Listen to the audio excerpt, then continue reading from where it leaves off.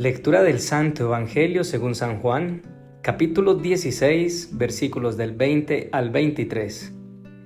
En aquel tiempo dijo Jesús a sus discípulos: en verdad les digo, ustedes llorarán y se lamentarán, mientras el mundo estará alegre. Ustedes estarán tristes, pero su tristeza se convertirá en alegría.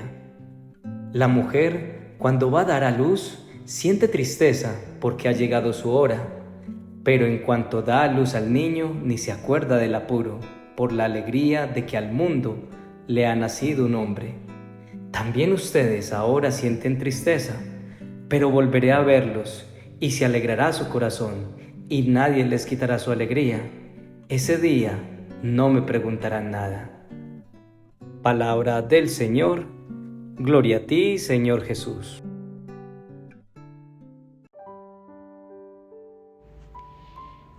Quienes han experimentado el parto saben muy bien lo que Jesús aquí nos quiere decir. Es posible que ya no recordemos con tanta claridad los dolores de parto, pero el recuerdo imborrable de la primera vez que tomamos a nuestro bebé en brazos, ese sí, como lo acabo de decir, no se borra. La vida es como un dar a luz constante. La actitud a favor del aborto es la actitud que huye del dolor, que intenta evitarlo y que cree que está bien, pero haciendo esto se aleja de la verdadera luz. Nos privamos de la verdadera alegría, la felicidad real. La vida en sí misma, y más aún en la fe, es un dar a luz constante. No podemos mirar la realidad de los momentos de oscuridad o de luz por sí solas. Para experimentar la dulzura de la misericordia de Dios hemos de experimentar el dolor del pecado. Quien contempla la luz pasó por la oscuridad. Para darle valor a la salud hemos de pasar por la enfermedad.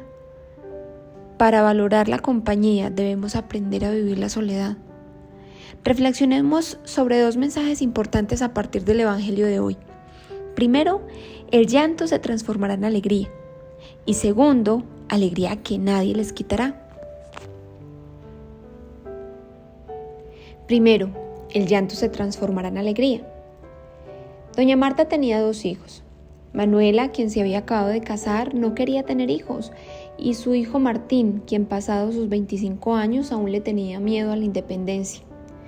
Vivían una vida normal. Manuela soñaba con viajar por el mundo con su esposo. Le aterraba la idea de tener hijos y perder su libertad, así como ella misma lo expresaba. Martín intentó más de una vez salir de su casa, pero cada vez que en algo fracasaba, su mamá iba a rescatarlo y terminaba volviendo a casa. Manuela, después de regresar de uno de sus viajes, no se sintió bien. Meses después se daría cuenta de una grave enfermedad descubierta a tiempo, cuyo tratamiento no iba a ser fácil. Este periodo de oscuridad en la vida de la familia volvió a acercarlos más a la Iglesia Católica, a la que Manuela había dejado de asistir, y doña María frecuentaba por tradición más que por convicción. Manuela bajó de peso y la depresión empezó a acompañarla en sus momentos de dolor más profundos. Doña María se dedicó a cuidar a su hija y juntas empezaron a rezar el rosario. Encontraron una comunidad católica que las acercó aún más a la iglesia, y durante el proceso de enfermedad de Manuela empezaron a entender el regalo de la Eucaristía, los sacramentos y la palabra de Dios. Meses después, Manuela llega a su casa y un día siente que no puede más. En su cama llora y le pregunta al Señor por qué. Y ve esa cruz allí en la pared. Un silencio la inundó en medio del llanto. Y en su mente escuchó las palabras de la homilía. Ustedes estarán tristes, pero su tristeza se convertirá en alegría. Con el paso de los días, Manuela empezó a unir sus sufrimientos a la cruz de Cristo, algo que le daba paz en medio del dolor. El llanto se transformará en alegría, nos dice el Señor. Pero cuando aprendemos a abrazar la cruz por la que estamos pasando, cuando nos abandonamos a su voluntad por encima de la nuestra, cuando logramos entender que aún en medio de esas oscuridades su luz es la que prevalece. Hoy no sabemos cuál es tu lucha, tu dificultad, grande o pequeña. Puede ir desde no tener paciencia en casa con los tuyos hasta atravesar una fuerte crisis en tu matrimonio o en tu vida económica, familiar o de cualquier índole. El Señor nos dice en su palabra en Romanos 8:28, sabemos que Dios dispone todas las cosas para el bien de quienes lo aman, a los cuales Él ha llamado de acuerdo con su propósito. Entonces hoy no nos quedemos más por esa dificultad, por ese problema, y vamos a darle gracias a Dios porque Él está trabajando en nuestra alma a partir de esa situación. Vamos a unir ese sufrimiento a su cruz porque sabemos que Jesús resucitó y la resurrección es la alegría, porque de esta crisis el Señor quiere resucitar el hombre nuevo en nosotros. Cerremos nuestros ojos y abracemos con gratitud, entrega y fe esta esperanza que hoy nos da.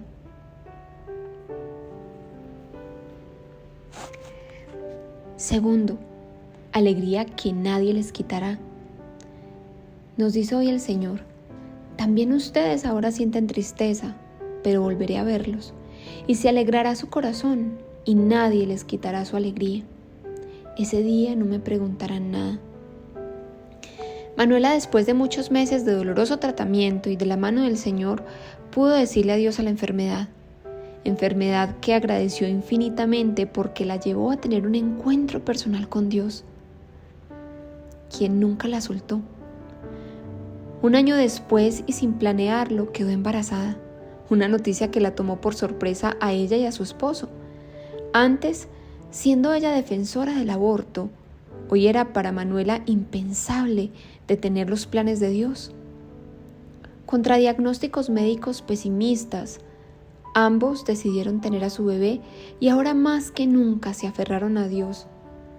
Manuela jamás hubiera pensado en las marchas pro aborto, lo bello de la gestación, de sentir un ser humano creciendo dentro de ella. Los cambios en su cuerpo pasaban a un segundo plano cuando lo sentía moverse. Cuando su bebé nació, no podía contener las lágrimas de ver cómo, a partir de su enfermedad, Dios no solo le regaló la dicha de nacer de nuevo y de ver nacer a su hijo, la lavó de tantos prejuicios, de su pensamiento egoísta, y la salvó de estar lejos del verdadero amor, de la verdadera fuente de gozo. El Señor cambió su tristeza por alegría, como lo escuchó aquella vez en su cuarto mientras lloraba. Dice en 1 de Pedro, capítulo 4, versículos del 12 al 13, queridos hermanos, no se extrañen de verse sometidos al fuego de la prueba, como si fuera algo extraordinario. Al contrario, alégrense de tener parte en los sufrimientos de Cristo, para que también se llenen de alegría cuando su gloria se manifieste.